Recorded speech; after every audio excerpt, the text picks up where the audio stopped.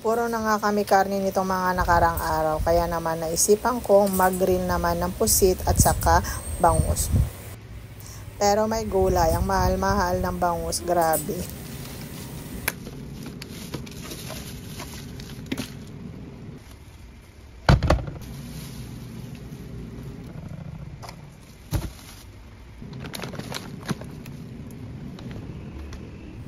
Prepare na natin yung mga ipapalaman natin, kamatis, sibuyas at saka luya lang yan nilagay ko at saka tanglad.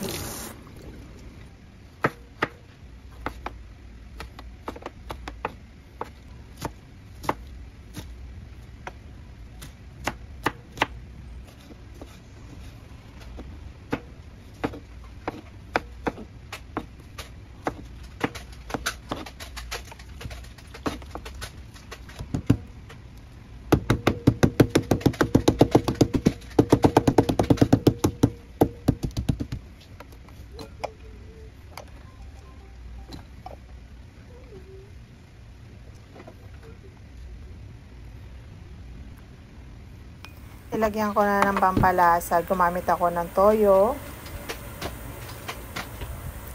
asin, tapos garlic powder.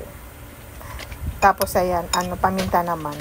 Tapos halo-haloin lang natin. Tapos pwede na yung ipalaman sa bangus natin at saka sa pusit natin. Boneless bangus na yung binili ko. Binili ko yan sa sa grocery. Nalinis ko na rin yung pusit na yan, no? Tinatanggal ko na yung mata niya, tapos yung mga andoon sa loob ng bituka niya.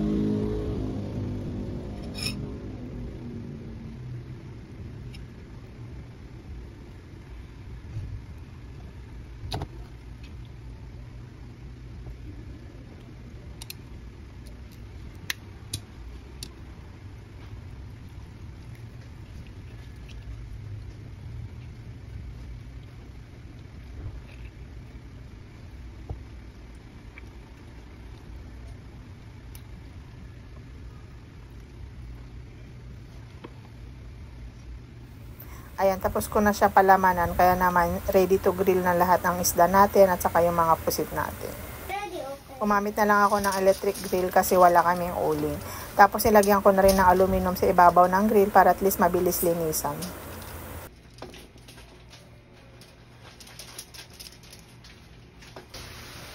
Mali nga yung gawa ko dito, dapat inuna kong inihaw yung bangus para at least hindi dumikit. Nagtubig kasi yung mga pusit, kaya naman yung tubig niya napunta dun sa ilalim ng bangus, kaya dumikit na yung balat ng bangus doon sa aluminum foil. Since hindi ko talaga siya mabaliktad, gumamit na lang ako ng panibagong foil. Ayan, nililipat ko na lang siya.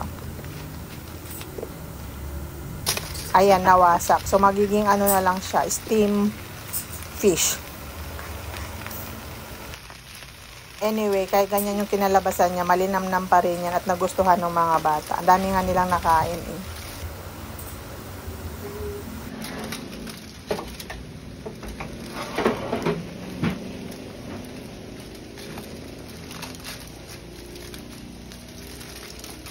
Ayan, luto na siya lahat, kaya naman pwede na tayong kumain. Tara, kain na tayo!